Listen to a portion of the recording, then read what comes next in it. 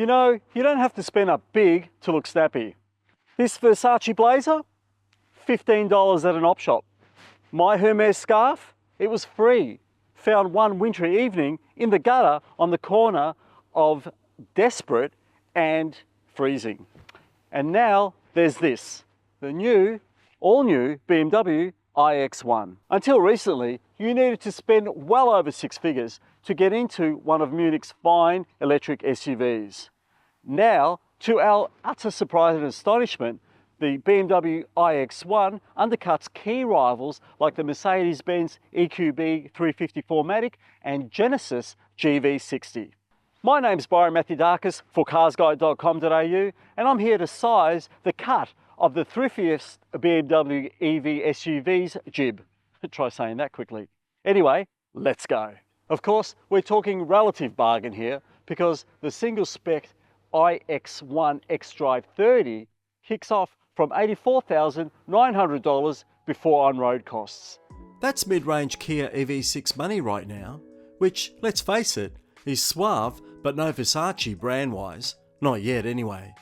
And in further evidence that BMW is in its generous era, buyers can choose either the racy M Sport Pack or more conservatively presented X Line Pack at no extra cost.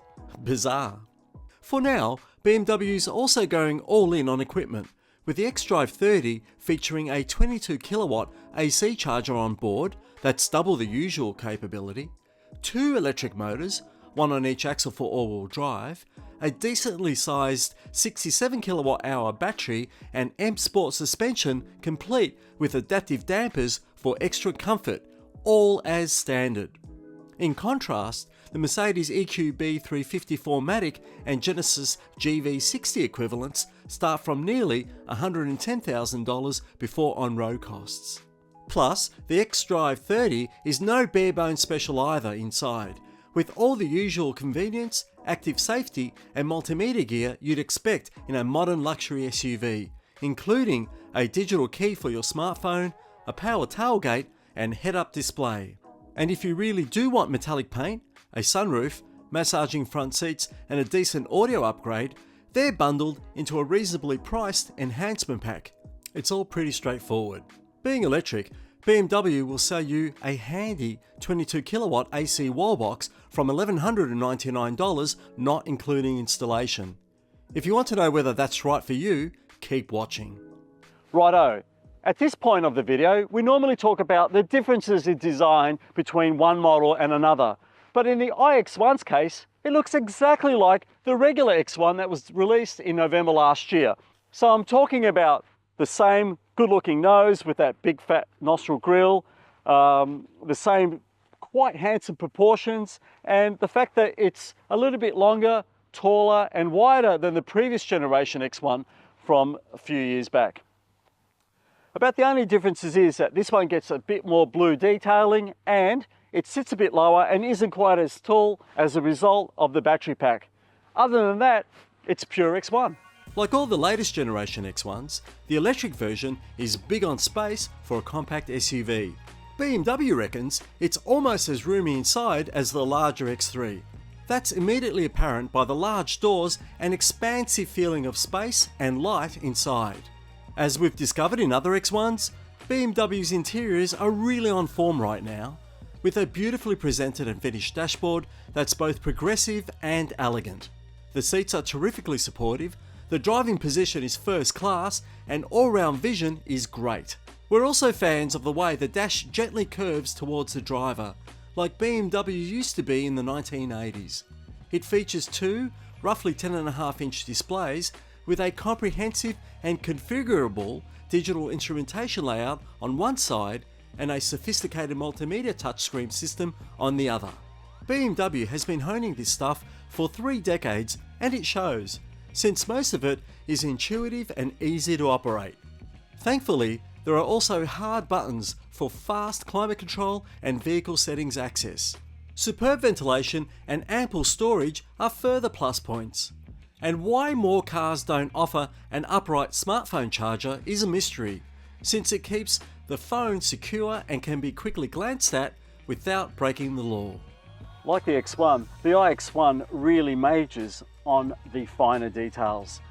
I love this floating console, which gives you direct access to the multimedia system, which is one of BMW's best, in fact, one of the industry's best.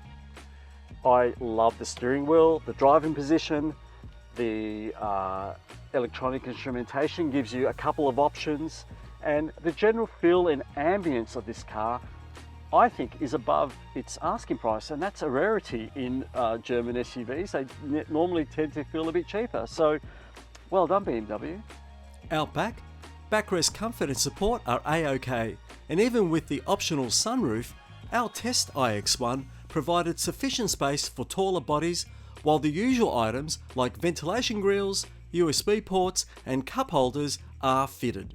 But while it's better than a lot of other EV SUVs in terms of cargo capacity, at 490 litres, the iX1 is some 50 litres less than the regular petrol version. That's because one of the electric motors is underneath where I'm sitting right now. The other one is, of course, under the bonnet.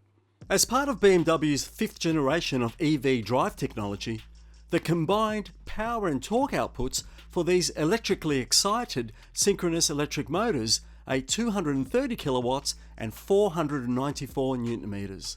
The result is a rapid 0 to 100 sprint time of just 5.6 seconds on the way to a top speed of 180 kilometers an hour, where legal of course. Even with a slightly smaller 67 kilowatt hour battery pack than the Mercedes, the xDrive 30's official 400 kilometer range beats the EQB's equivalent hands down. BMW says the iX1 averages 18.3 kilowatt hours per 100 kilometers, but during our drive in it, the vehicle's display read 21.3, though that did include some spirited highway and mountain road driving. Find the now relatively common 50 kilowatt DC public charger and you'll need about 65 minutes to recharge the battery from 10 to 80%, or about half an hour with one of the more powerful 150 kilowatt superchargers. Otherwise, you'll require about 35 hours for a 100% charge up using a normal household power point, or just 3.5 hours with that optional 22 kilowatt AC wall box. We reckon that's money well spent. And, by the way, each iX1 includes a 3-year subscription with ChargeFox. We're behind the wheel of the iX1, and I've got to say, one of its biggest advantages is just how user-friendly this is, especially if you're not used to driving electric cars. All the controls are where you expect them to be. You don't need a master's degree to operate the switches or the gear lever or anything like that. It's intuitive. Now, as you'd expect from an EV, acceleration is smooth and seamless. This isn't especially powerful, but it has enough go and guts for it to pin you back in your seat when you put your foot down. So it has that sporty performance that you expect from BMW. The other thing that's on brand is just how dynamic the steering and handling is. I like the fact that the steering has a responsiveness and a sharpness if that's what you want, especially if it's in sport mode, so you can really interact with the car.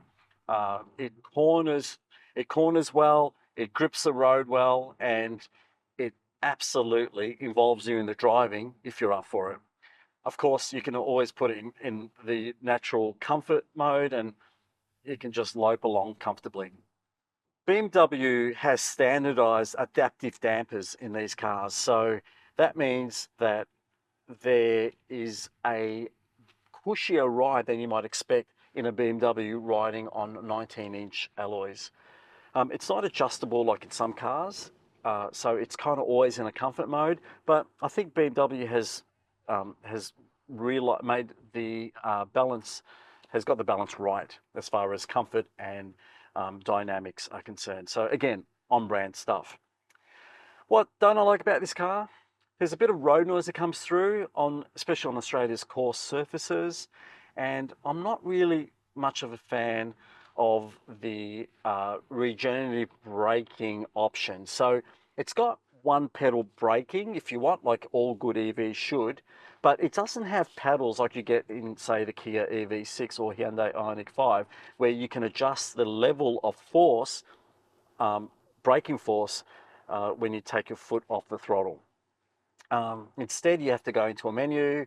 You can choose whichever level you like, or you can put it in the adaptive mode, and it kind of figures out whether you want the car to brake when you take your foot off the accelerator. Other than those two things, though, I think BMW has got this right. And in fact, I was thinking earlier that given that this is only a single xDrive 30 model for now with all-wheel drive, this is probably the most convincing base model BMW you can currently buy, and that's quite an achievement. So well done, BMW, and I think this car deserves to be a big seller, especially at its very competitive price point. While the regular X1 scores a 5-star ANCAP rating, that doesn't include the electric version, but it should be fine given their similarities. The iX1 includes most of the latest driver assist safety tech, including AEB with day-night pedestrian and cyclist detection and advanced lane support systems. Plus, it comes with 7 airbags to boot. Please go to my full review at carsguide.com.au for the iX1's full safety story. Last year, BMW introduced a 5-year unlimited kilometre warranty with all its products, finally catching up with the rest of the car industry. On the other hand, there's no capped price servicing, although you can pre-purchase a number of service bundles in 4 or 6-year packages. It's worth keeping in mind that BMWs have a self-diagnosis feature that varies the service intervals according to how they're used, as well as general wear and tear. Our advice is to keep making an appointment annually or at about every 10,000 kilometres travelled with your dealer, just to be on the safe side. You know, at 85k before on road costs, this isn't especially cheap, particularly when you consider that there are other luxury SUVs coming that will cost even less. The point is, though, that the new iX1 is cheaper than its big brothers, as well as other German luxury SUVs. Plus, it's great to drive and compelling value for money when you look at the specification. We weren't expecting that. Here's my score on the screen right now. You can read the full review at carsguide.com.au, and as always, thanks for watching. Now, I wonder whether I can get a better fake moustache at an op shop.